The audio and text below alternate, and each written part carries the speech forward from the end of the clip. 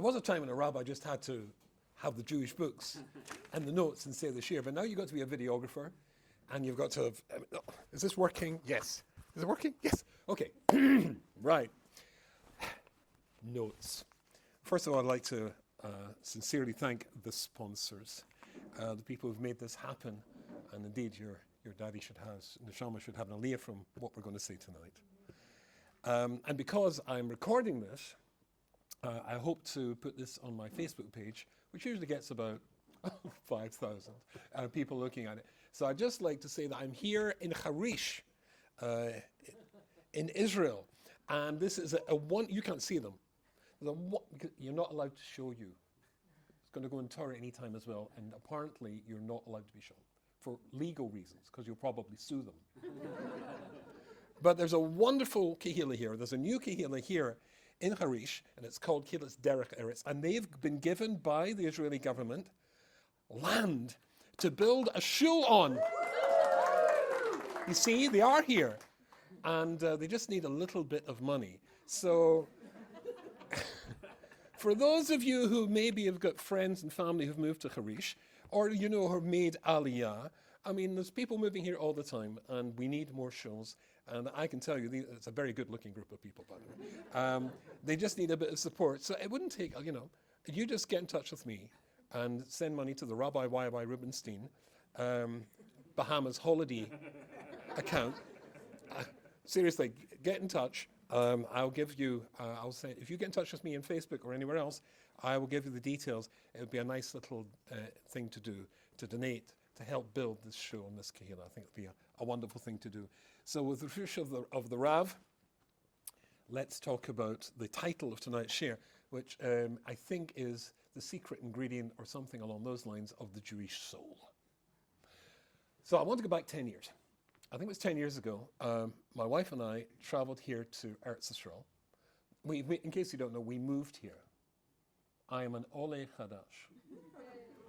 Thank you. And we've been here for 9 months. But 10 years ago we came because I'd written one of these books, can't remember which one, and I had to sign a contract with my publisher, who in those days was just outside the Har Nof area. You know that sort of roundabout going into Har Nof?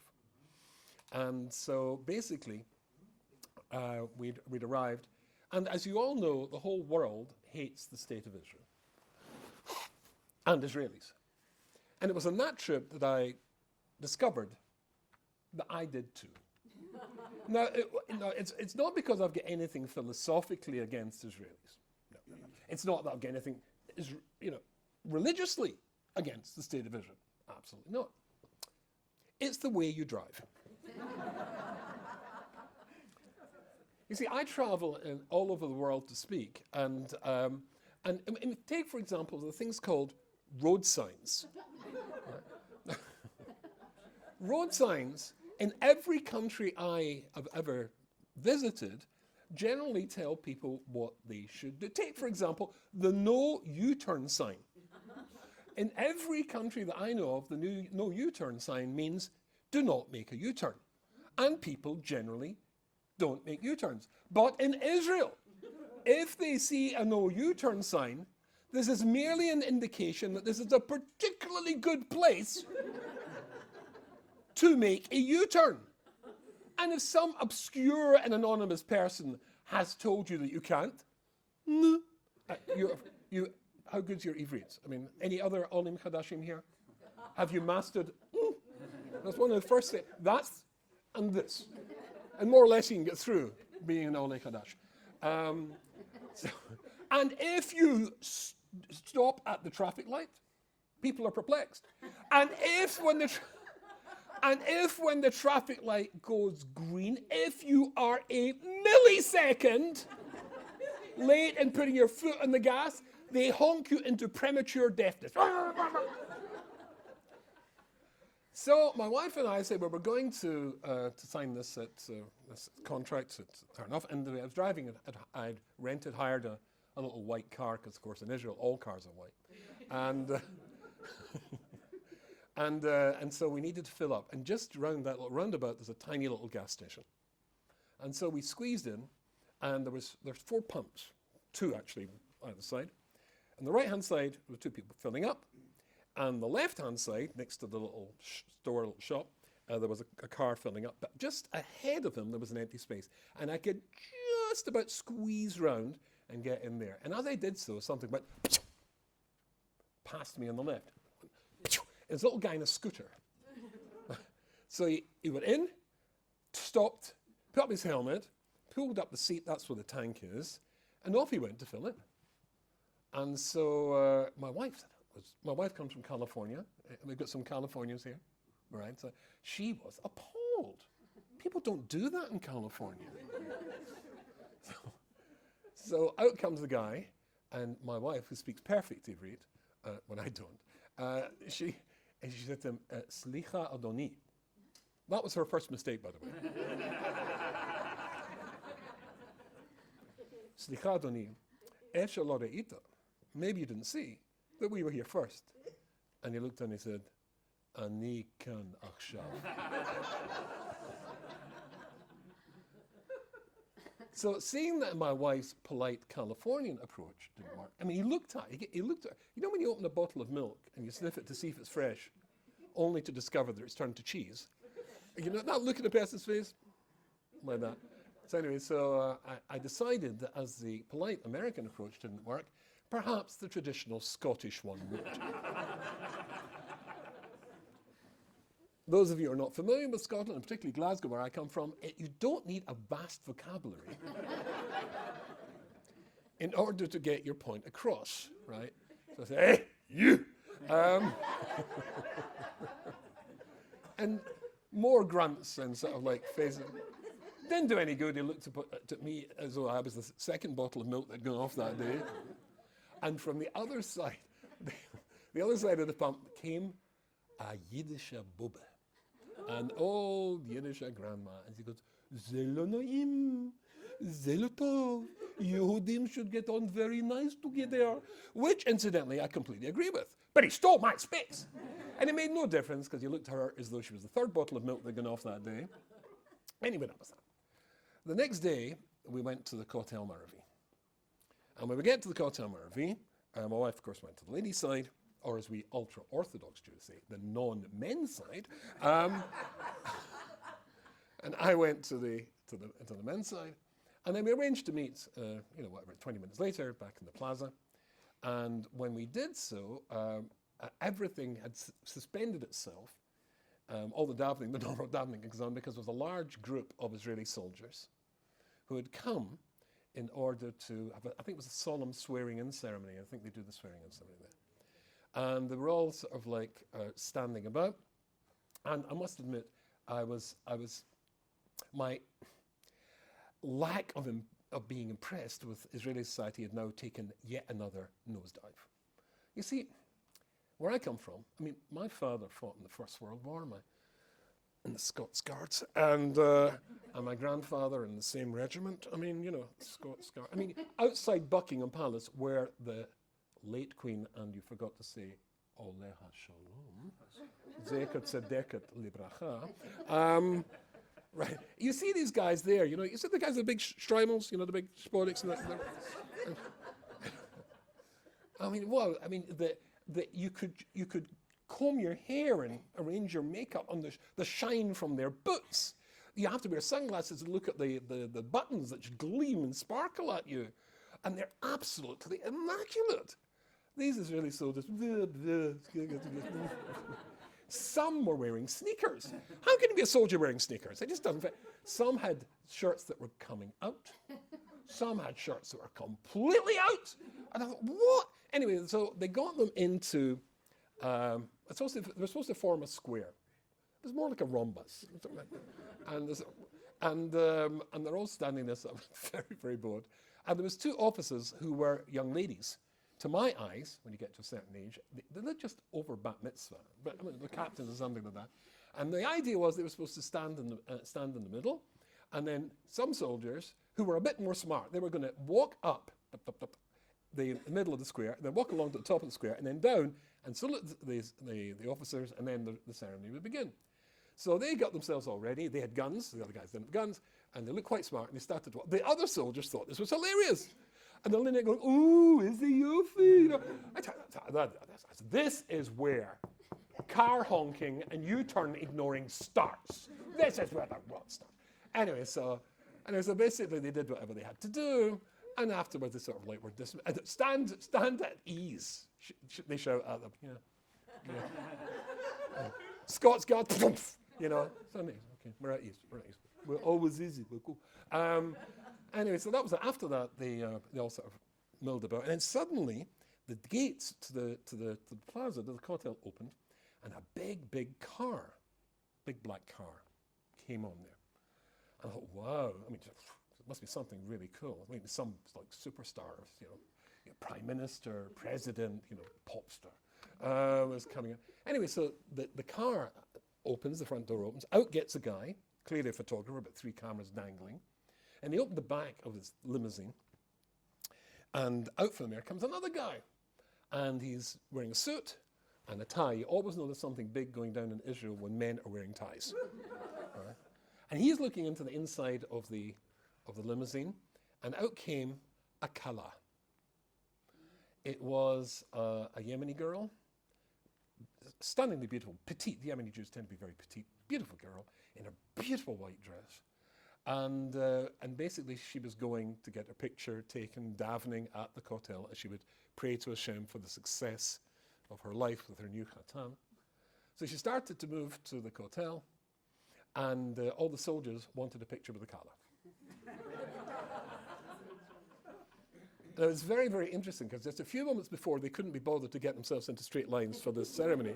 But when it came to this kala, I've got this, I can show you the video, I've got it somewhere in my Facebook page. They're all in perfect order behind her. This tiny little gorgeous girl in her white dress is there. And they're all standing there for the photograph. And they all started to jump up and down. And they were singing, Anachnu maminim b'nei maminim. Anachnu maminim b'nei maminim. And I felt, ladies and gentlemen, profoundly and acutely ashamed of myself. A few moments before, I was dismissing them because they weren't as smart as the Scots Guards, but these young Jewish kids, these brave young Jewish kids, young Israeli kids, willing to give up their life to protect somebody like me, there they were, and what were they saying? Anachnu mamini b'nei maminim. And they were jumping up and down, and then, of course, they let the kala go on her way. And I felt extraordinarily embarrassed about it. And we're talking here about, what is the secret ingredient of what the Jewish soul, what makes us Jews. And it's astonishing. Where were their parents from, and where were their parents from? And then look at them now, and look at us now. I remember, I was just saying to my friend who came with me, I was once in Manchester, this after the Soviet Union collapsed. There was a group of kids who were brought from Russia. And this group of kids were, and there's all sorts of thrift stores and Goodwill, if any Americans will know that phrase, stores for second-hand clothes. They all looked as though they'd got the rejects from the second-hand clothes. These looked like just, teenagers. And I had to give a talk. It was in my home. And there was about 60 of them, and there was a girl there who did the translation, because I don't speak Russian. And anyway, but I was thinking to myself, how are they here? How are they here? These kids and their families had faced not just Hitler, but they'd faced Stalin as well. They hadn't just, Nazi concentration camps. There were Soviet concentration camps. There was the Gulag. And yet here they are, and they're still being Jewish again. Where does that come from? I'm not a fan of people who go around the world telling their own personal story. Doesn't impress me very much. But as I am so incredibly fascinating, I thought I would share with you the story of how I became a rabbi. So many, many years ago, I was living in Gateshead. And Gateshead Yeshiva, has everybody heard of Gateshead Yeshiva? Some yes, some no. Some people are shaking their head. Have you heard of Lakewood? Right. Lakewood is the largest yeshiva in the world. What Lakewood is to American Jewry, Gateshead is to European Jewry. In fact, I used to say a monthly share, in Lakewood to ladies. There's about 200 of them used to come to hear the share. And I remember I asked the same question: are you all familiar with Gateshead? And most people said yes. A couple said no. I said, well, and I gave the same explanation. What Lakewood is to America, Gateshead is to Europe. And then I paused and said, in fact, in Gateshead, we think Lakewood is reform. And which I thought was quite funny, but that was the last time they invited me back to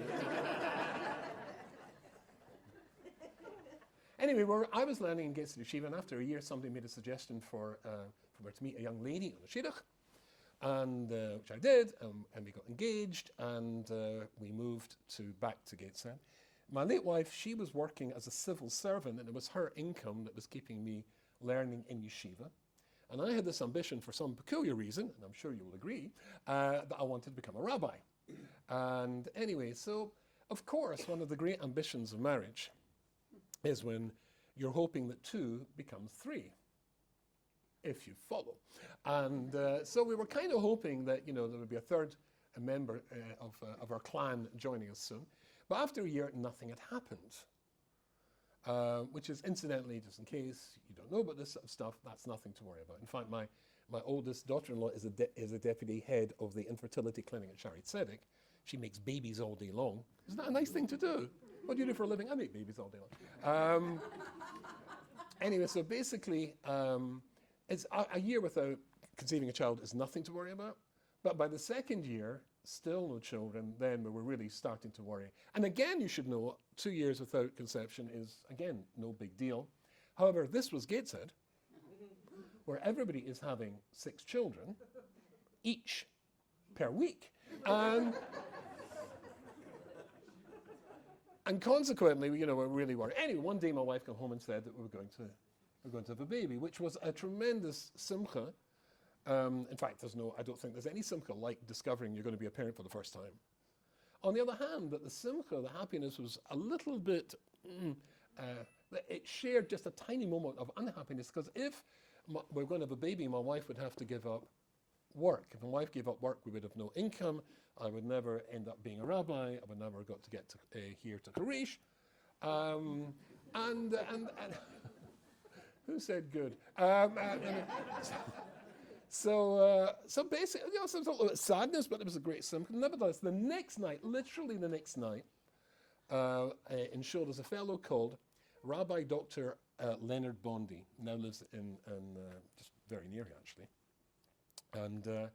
And he came up to me. He lived in the parallel street to me. I lived in the one called Grasmere Street West, and the street called Windermere, where the yeshiva was. And he said, "Are you interested in having a pupil, a student?" And I said, "Yeah, private lesson, yeah, fine, okay." And they said, he knows somebody in Newcastle upon Tyne. So if you imagine a horizontal line, and we'll call that line the River Tyne in the northeast of England. In the north bank of the River Tyne is the city of Newcastle upon Tyne.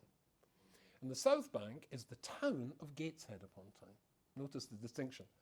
You see, to be called a city, there was a guy called Henry VIII. London dude, anyway, professionally, he decreed that in order to be called a city, you needed to have a cathedral and a university. So Gateshead is none, and therefore is the largest town in England, but not the largest city, obviously. And Newcastle is an average Anglo-Jewish community. Anybody who's from Britain will know exactly what that means. Surprising to American ears, that probably 80% of Jews in the UK are Orthodox. But that means Orthodox by synagogue affiliation, not necessarily keeping Torah, mitzvahs, and Shabbos and all that stuff. But, they are, in my opinion, generally good people, and they want to be married under the chuppah properly. They want the bris milah to be done properly. Their marriages, and then one day, their levayas, it should all be done properly. So the rules that they don't keep are our rules. But at least they recognize those are the rules they should keep. So anyway, so he knew somebody over in Newcastle upon Tyne who was looking to find somebody to teach privately his little boy. This fellow's called Nigel Levy. His little boy was called Stephen Levy. And was I interested? Well, we had no income, on the horizon. Well, it's all about to dry up. Of course I was interested. So he arranged for Stephen and Nigel to bring his little boy Stephen, to meet me. I think, if I remember right, it was a Sunday morning. And they arrived in a very, very nice car. Very wealthy fellow in those days. I'm sure he still is. I hope he is. Nigel Levy. And in came this little boy. I think he was 9. Now, they had a cheder. The word cheder, incidentally, whenever I say this and share them all over the world, particularly to people of a certain generation, they go, cheder. Anyway, so there was a cheder in the synagogue in Newcastle. Stephen had gone, the little boy had gone to the cheder, disliked it intensely, fallen out with the rabbi, and the parents just were sympathetic because they'd had to go to the same cheder in their time, disliked it intensely, so, fair enough. So having no Jewish education. Now, I play several musical instruments, obviously the bagpipes, and others. And so I'm musical, and I'm artistic. I can draw and paint and stuff like that. So I could bring the 2 hours, I was going to be teaching them 2 hours on Sunday morning, bring it to life with, stuff. And so we seemed to get on very well, and we agreed that I would teach them for 2 hours on Sunday morning, and very, very nicely, Stephen had the idea of, Nigel had the idea of sending his son, Stephen, out to sit in the car while we get down to the nitty-gritty. How much was I going to earn from this? I'd never done this in my life before. And so he said, how much do you charge? But I had asked around, people said, ask for £5 an hour. £5. What's that in dollars? What, $7.50, something like that? Something like that. Asked for that. So I said to him, £5 an hour. He said, oh no, the going rate's £3.50. This is why he's a multi-millionaire. And I'm a rabbi. Anyway, so I said, oh yeah, fine, good. Hopeless at this stuff. And that was that. So the next Sunday, along came this little boy, and it went very, very well. Now, you won't have to be a mathematical genius to have calculated that £7 wasn't exactly going to, the English phrase is, keep the wolf from the door. However, that little boy, having no Jewish education, brought a friend, also no Jewish education, who brought another friend and another. I ended up with 8 kids. And my alternative cheder, the rabbi in Newcastle hated me. My alternative cheder on a Sunday morning. And the money that came in from that, all of the kids incidentally were having no Jewish education until they came to me. And that money, together with other little bits that came in, kept me learning in yeshiva for a full 7 years. I graduated as a rabbi, and that's why I'm talking to you tonight. And a year after I started this project, it occurred to me to ask the father of my first little boy, Nigel, what had turned him on to seek a Jewish education for a child who up to then was having no Jewish education whatsoever. So he told me a story. It was the time of the fall of the Soviet Union. Before, I got them wrong. Before the fall of the Soviet Union. And as we all know, the KGB was extraordinarily unpleasant to Jews if they did the ultimate crime of wanting to leave and move to Israel. These people were called refuseniks in those days. And basically, the KGB could be, as we all know, appalling. But if the eyes of people in the West were on the refuseniks, then they were less likely to do their worst because there would be publicity about it. So there was a group in England at the time called the 35s group. It was a women's group who campaigned for refuseniks. And so they'd asked him, would he go and visit the refuseniks in Russia? And so he volunteered and said yes. And they told him to take as many items of Jewish worth and value as he possibly could. Not value monetarily necessarily, but Jewishly valuable. Because you could get nothing. You couldn't get a cedar, you couldn't get a chumash, you certainly couldn't get tefillin, talis cotton, you couldn't get anything. And so he said he went with 2 suitcases, jam-packed full of stuff to give, and a list of, the addresses of various people. There are no Jewish areas, maybe there are now, but no Jewish areas in Russia. He said he spent 1 week playing hide and seek with the KGB in Leningrad, as it then was, and 1 week playing hide and seek with the KGB in Moscow. And the last night of his stay, he had one guy, a refusenik, a scientist, still to go and visit. So he spent the evening in his apartment. And then he looked at his watch and he saw that time was moving on. And I seem to remember that the underground, the metro system in Moscow in those days, closed at 10 o'clock at night. And so he said, it's getting on, I have to go. But I've brought you something. And he went into his shoulder bag and he brought out a gift to give him, and he handed him a Havdalah candle. A Havdalah candle. And the scientist, the refusnik, took this Havdalah candle and promptly burst into tears. And so my friend Nigel was acutely embarrassed. I mean, what had he done wrong? You know, maybe he thought maybe he'd expected something a bit more substantial. I mean, you can take any two candles and hold the flames together. That's it. You've done Havdalah. That's perfectly okay. So he said, I'm sorry, I've never been before. And they gave me a list of names. And you were the last on the list. And it was all I had left. And the scientist, the refusnik, said, no, you don't understand. And he started to explain, and I'm sure this will resonate with you as well. You generally find that there's a particular mitzvah, a particular part of Torah, which uniquely appeals to you. It might be lighting candles Friday night. It might be, as we just did, like the Chanukah. It might be that you like donuts. I particularly like Seder night. I look forward to Seder night the best. And this scientist, this refusnik, his favorite mitzvah was Havdalah. And the last Shabbos, the previous Shabbos, I should say, he'd used up and expired his last little bit of Havdalah candle. And what happens is there appears a Jew from some place called Newcastle, 2,000 miles away. And what does he bring him? Havdalah candle. So my friend was very moved by this, and he said to him, tell me, we Jews living in the West, living in freedom, what can we bring you? What do you need? And he said, we don't need anything from you, except one thing, your tefillot. If you in the West were to daven for us, the situation here for us in Russia would be a whole lot better. And saying that, my friend was so inspired, he came home, sought a Jewish education for his son who was having no Jewish education, which in turn provided a Jewish education for 8 children all in all, and in turn supported a rabbi and made a rabbi. And I suppose I could honestly say that all the tens of thousands, I could even say hundreds of thousands of people I've been blessed to teach or speak to all over the world, it's all because of that refusnik and the Havdalah candle. And a week later, that refusnik was arrested. In those days, it was called Anatoly Sharansky. So if you want to know why the shiur is happening tonight, it's because of Natan Sharansky, who of course came here, became a government minister, I think in 4 governments. I'm reading his second book, or third book, as an audio book. He started a party, a political party called the New Immigrants Party, which the slogan was, the first Israelis who've been to prison before they got into the Knesset. But I don't know what he's meaning. I didn't get that joke. But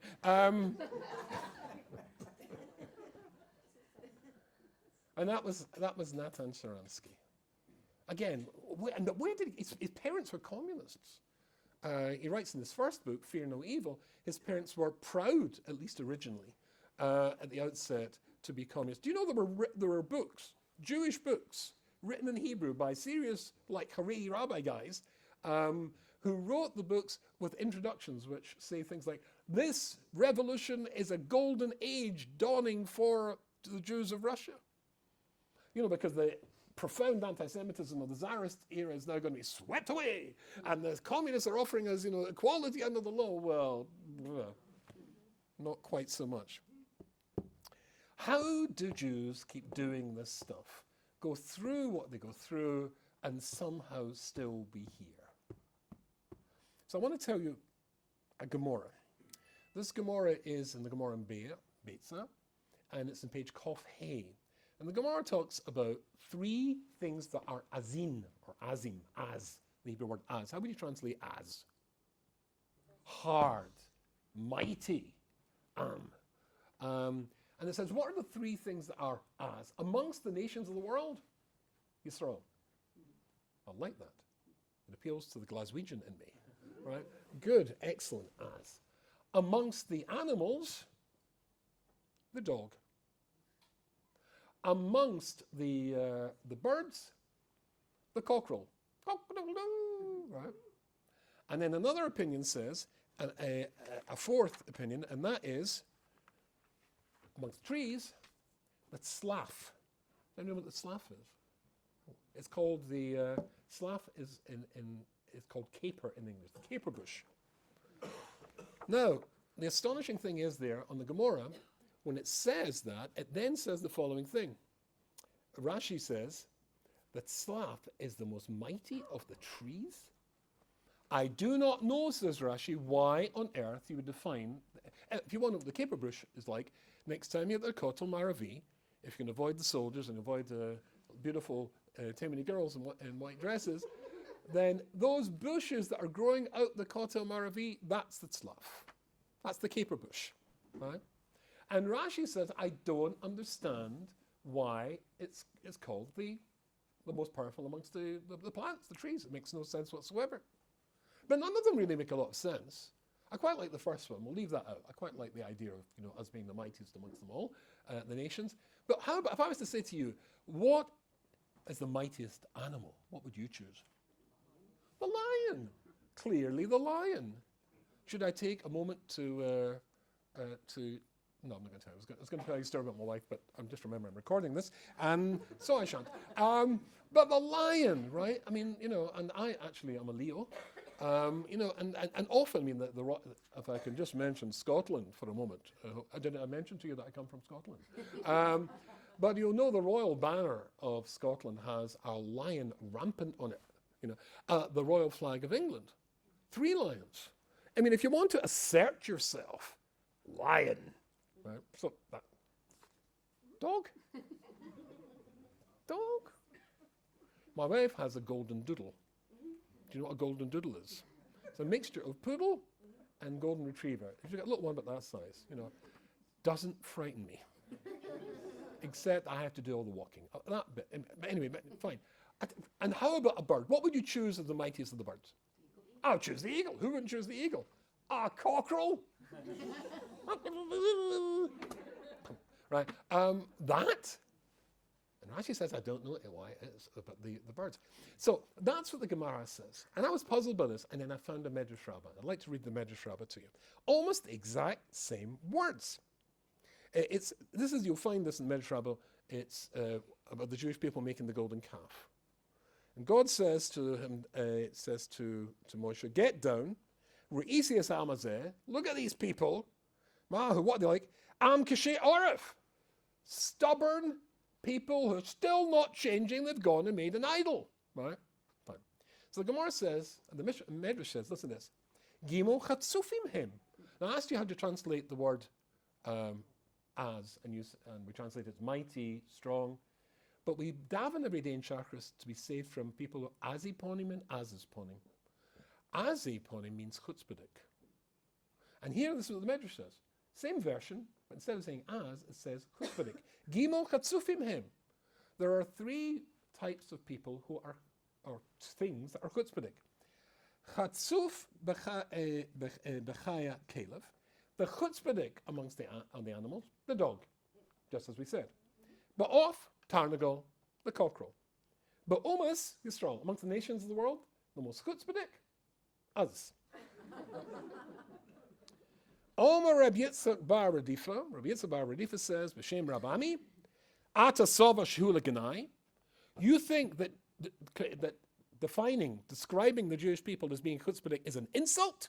Quite the opposite. Eino Ela Shvochen. That's the praise of the Jewish people. That's the honor of the Jewish people. And then it says the following thing. O Yehudi, O Tzaluv. Now, the name of the plant growing in the Kotel is the Tzaluf. But did you know that Hebrew words, Rabbi Shamshon Raphael Hirsch really focuses this in his commentary, but it goes back to the Rishonim. But if the words are very similar, they're connected. Tzaluf and Tzaluv are almost the exact same. The difference is the Ve and the Fe. The Ve is more powerful. What's a Tzaluv? So it's a gallows. It's a gallows. So now that you know what Tzaluv means, listen to what it is. And amongst the people, you think that chutzpah is an insult? No, it's not. It's a badge of pride. It's l'shvachen, o Yehudi, o Tzaluv. I live as a Jew, or you can hang me, but I'm not giving up. That's the praise of the Jewish people. And incidentally, I found, when I was looking at this, right at the beginning, when Moshe first is as Hashem appeared to him, where was that? The burning bush. What was unique about the burning bush? It was on fire, but what happened? Or what didn't happen? It wasn't consumed. So listen to this. Rabbi Yossi Omer, Kashem shasneh kosher me'al ilonos. Just like the sneh is hard and kashe from all the trees. And it goes on to say, because it's got thorns which go the other way, no bird goes in without being torn to shreds. Here it is again. The Medrash already told us what was the greatest amongst the trees. The Gemara says it's amongst the trees. It's this sluf. Did you ever wonder what the burning bush was? It's the caper bush. The one that grows in the kotel. And I said this in this year, and a young lady from Manchester in, I think it was Modi'in recently, she said something brilliant. Maybe the reason that Rashi couldn't understand why the caper bush, the sluf, is the mightiest of the trees is because he never made it to Eretz Yisrael. He lived in 1096. That was the date of the First Crusade. Not a good time for a Jew going to go touring about the world. Right? The height of the war between the Muslim world and the Christian world, which at least in those days the Christians actually knew that there were war with the Muslim world. Not a good time to go traveling around the world. But therefore he never saw it. He never saw those things growing out, those bushes growing out the kotel. And they can't get rid of it. There's always a fuss because it's growing there. Maybe the roots are going to disturb the stones, etc. So they try and pull them out. They try and cut them out. They try and burn them out. They try and poison them. And they just keep coming back. Chutzpah.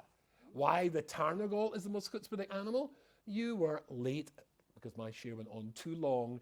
You were late, getting home, and you say, I'll go to a late minion tomorrow. I'll get up later in the day. No, you won't. No, you won't. Right? And the dog, why is it chutzpah? Because it barks at us. I remember once after I was in Gateshead, I went to Liverpool, Colonel for 3 years, and I was walking to the Shul, and I was thinking about something, and down the driveway of a house came a dog, and I wasn't paying attention. And I went, it was about that size. Seriously, I could have gone. It's barking at me, and I come from Glasgow. Unbelievable. The nature of Klal Yisrael, the secret ingredient to who and what we are, is that we are chutzpahdik. We're stubborn. We just don't back down. And if you say you either give up your religion or you have to give up your life, okay, I'll give up my life. Amazing thing. I saw something recently, I don't know if you've come across this. It's been talked a little bit about in the media. It's called the Strauss-Howe generational theory. Have you heard of this? So it's a very interesting idea. The Strauss-Howe generational theory says the following thing. It says that normally real history that impacts us and is real to us is only history which you actually can hear firsthand from people who lived it. So that means to say for most of us, it will be 85 years. They estimate 85 years. For example, my father, as I mentioned before, was in the Second World War. And all little boys growing up loved stories about, when you were a brave soldier. And I wanted to know how many Germans my father had killed. My father sadly only discharged his rifle once during the whole of the Second World War. He was in guard duty one night. There was a rustling in the hedges. He challenged, who goes there? No answer. Pulled up his Lee Enfield and heard a strange noise. Moo. Boom.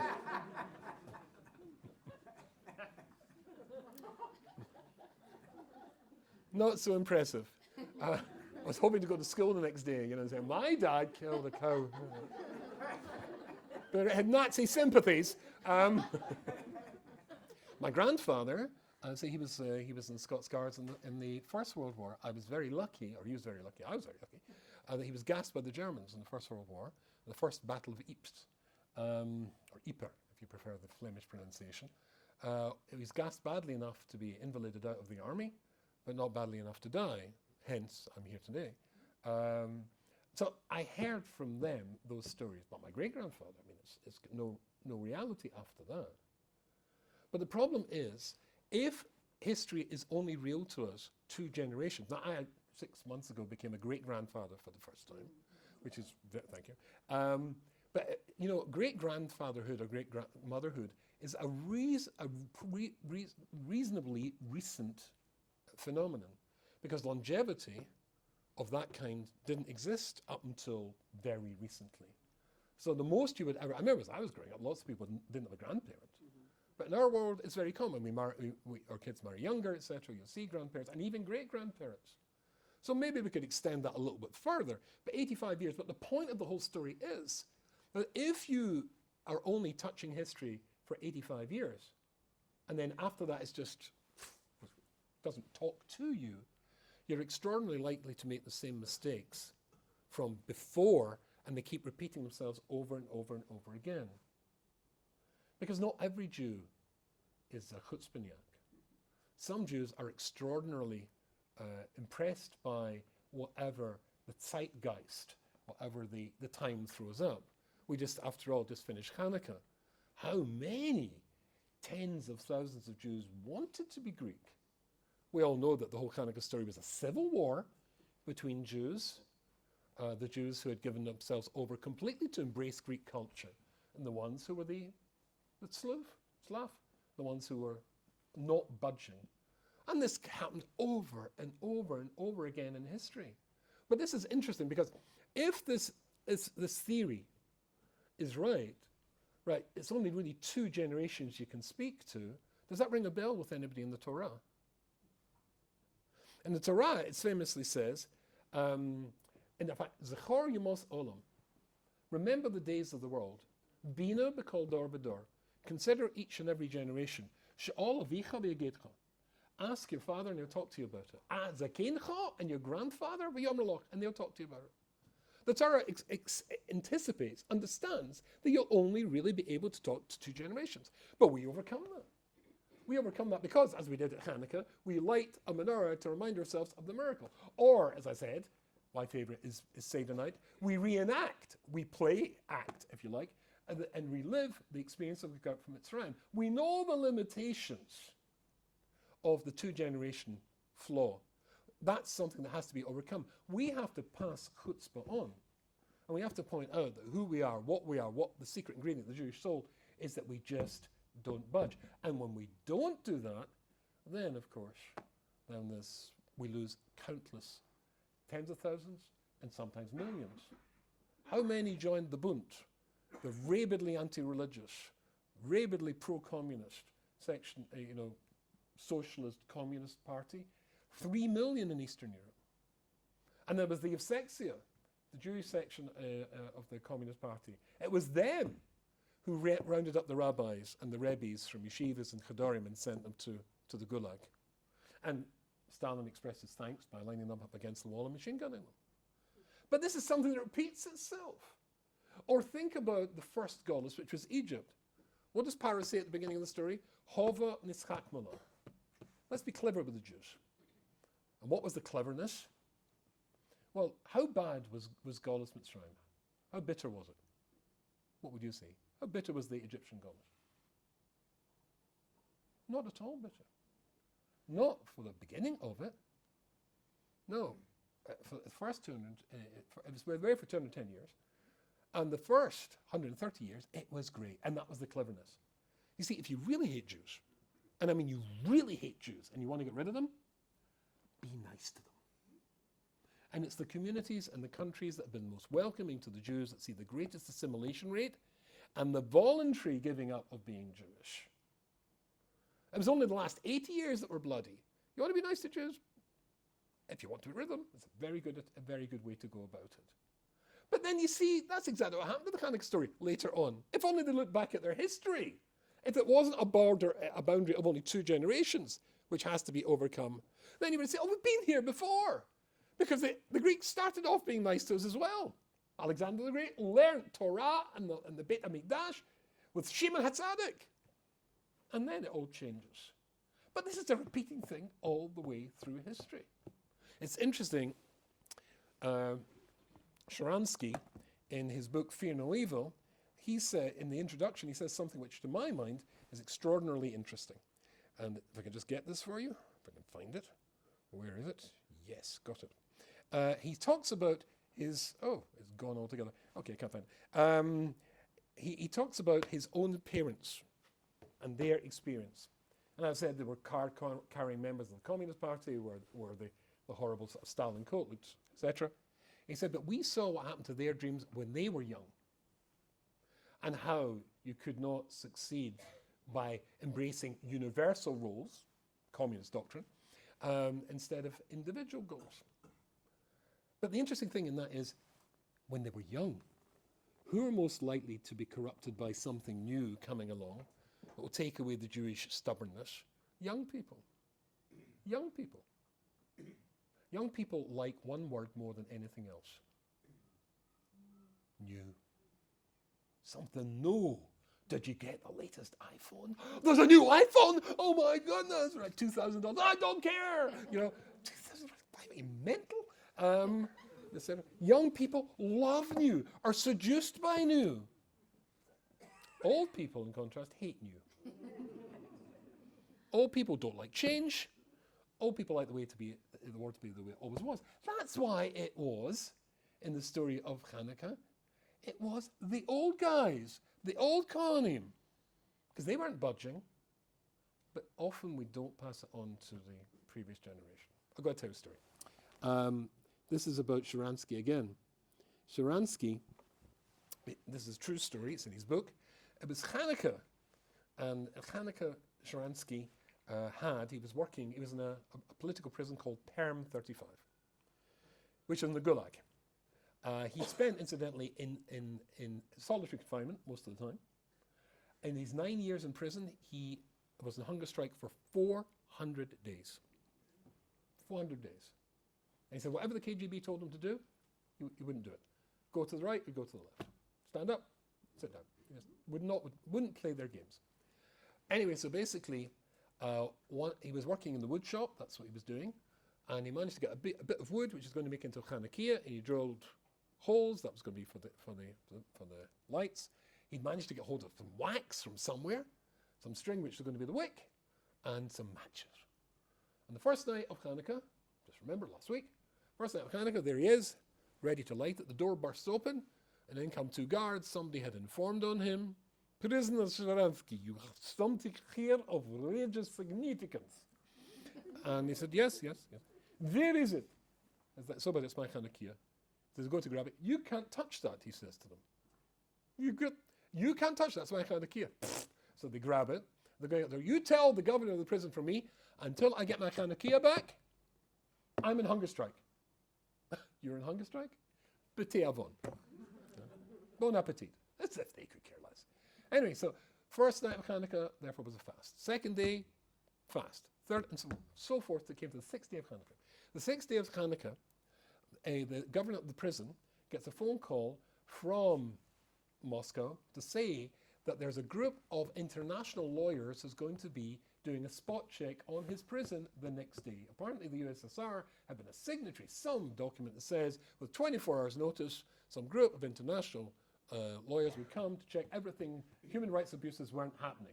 And of course the USSR was very good at signing such documents and not keeping, but in this case they did it. So finally they're going to come and see your prison the next day or the day after, next day, and it was coming, that's right, it was the last day of Hanukkah they were coming. And his most famous prisoner, Anatoly Sharansky, is on hunger strike. Won't look good. He might end up continuing in the prison on the other side of the bars. And so he knew he had to get Sharansky off the hunger strike. And so he sends the guards to bring Sharansky to see him. Sharansky, governor, want to see you come. You can tell the governor that I'm available anytime he wants to come to my cell. So they grab him and they schlep him in front of the governor, plonk him down in front of the governor, and the governor said to the two guards, wait outside. Now this, he said, was an avera she'ein kamahu. You just can't do that. It was written in stone that all guards, at least two, stay with a prisoner at all times. And now he's saying wait outside. So they're looking at each other, totally confused, so they sort of like go out and leave the door. They go to Sharansky. Have a seat. He sits down. He knew there was something up. Prisoner Sharansky, this hunger strike you're on, stupid. You're going to damage your health. You're going to maybe kill yourself.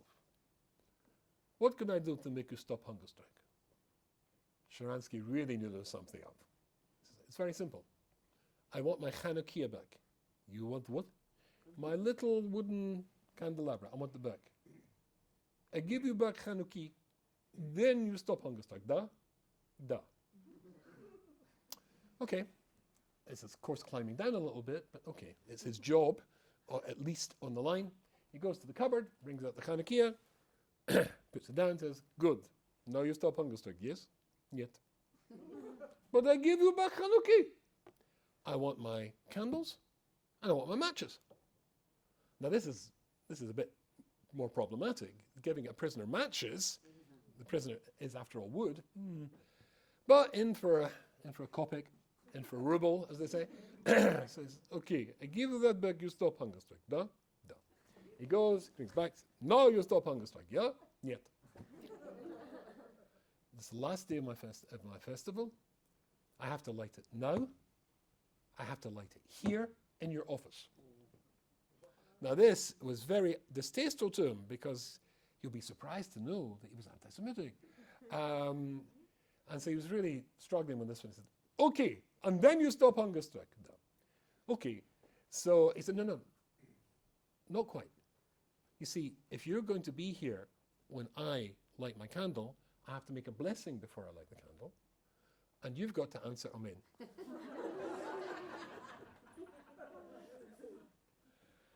Okay, so he apparently went over and got his jacket, his uniform jacket, and puts it on, and his hat, his big Soviet hat. I saw a picture of this guy in some magazine at some point. So he's standing there to attention, and Sharansky says he'll give him the sign when he's got to say Amen. So he sets it all up, and he makes the bracha. Baruch atah Hashem, and he translates it into Russian. Blessed are you, God, King of the universe. Elokeinu melech haolam, King of the world. Asher kiddishanu b'mitzvotav, who's made us holy. And the guy's standing there. Who has made us holy by his commandments. And Tzivonu lahadlik ner shel Chanukah.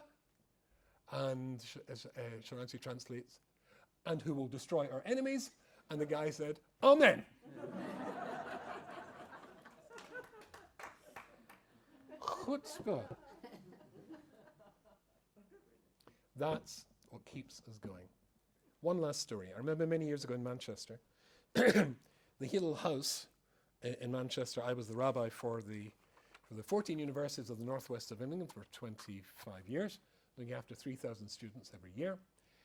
And there was a fundraiser for Hillel House, and there were to be two speakers, myself and somebody called Viscount Tony Pandy. Lord Tony Pandy, his real name is George Thomas. He was an ex-speaker of the House of Commons, a Labour Party fellow, a religious Methodist, lay Methodist preacher, and a great friend of the Jews. And when the Jewish people needed him to be the guest of honour to speak at this fundraising for Hillel House, even though he was in his late 70s, dying of cancer, but he still schlepped up on the train from London to Manchester, which in those days was a 4-hour train ride, to come to support his beloved Jewish people. And I fell in love with this guy just straight away, this old man. We were sitting together, of course, with both the speakers. I just liked him immediately. So he stood up and spoke. And he told the story of the first Jew he ever met. He came from a little mining town in Wales called Tony Pandy. When you become a lord, you get to choose your title. So he called himself Viscount Tony Pandy. His real name was George Thomas. And so, basically, he told the story of the first Jew he ever met when he was a little boy of about 7, just after the First World War. There was one Jew living in the town, a Mr. Isaacs. And this Mr. Isaacs, who's still got family in Manchester, he got hold of the little Geordie Thomas, and he made him a proposition. If he would come into his house on a Friday night and on a Saturday morning to light the Jews' fire, what we of course called a Shabbos guy, non-Jewish friend that helped you out in Shabbos, if he would do that every week, he would earn tuppence, 2 pennies. Still in the UK, there's a 2-penny piece, a tuppenny piece. And so he agreed. He came home to tell his mother and proudly demonstrate his first wage. Little boy, 7, mother, stern religious Methodist lady. She was at the sink, apparently washing the dishes or drying her hands. And here's a little boy standing there, big smile on his face, holding up the tuppence. She looked at him, she said, "Where did you get that boy?" In her Welsh accent. He said, "The Jew, Mr. Isaacs, he gave it to me, ma'am, after going to his house on a Friday night, on a Saturday morning to light his coal fire. If I do that every week, I get a tuppence." "Take it back, boy." And Viscount Tony Pandy, telling this story, said he remembered a big lump in his throat as a little boy and tears going down his cheeks. "But he said I could have it." "Take it back, boy."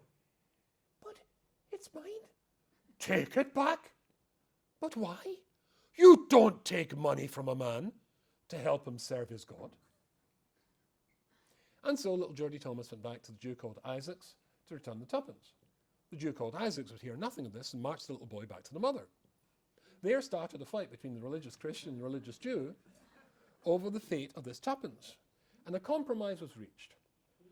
Geordie Thomas was allowed to keep the tuppence on that first occasion. After that, he would light the Jew's fire for free. And then he turned round to this audience of, I think it was, I remember, only 500 Jews, and said, "And you Jews, you've forgotten who you are. When we in this country were living in caves, you'd already built your golden temple in Jerusalem. When we in this country were wearing bear skins, you'd already written the book that would be the ethical and moral inspiration of mankind. Never be ashamed of being Jewish. You've forgotten who you are." Our job is to pass on chutzpah to our children. Not the chutzpah to a parent, not the chutzpah to a teacher, but the chutzpah of the Jewish soul that just will not give in. Would not give in for the Soviet Jews, would not give in even under the Germans, brought us all here together. That's what keeps us going. We're proud to be chutzpahniaks. Thank you very much.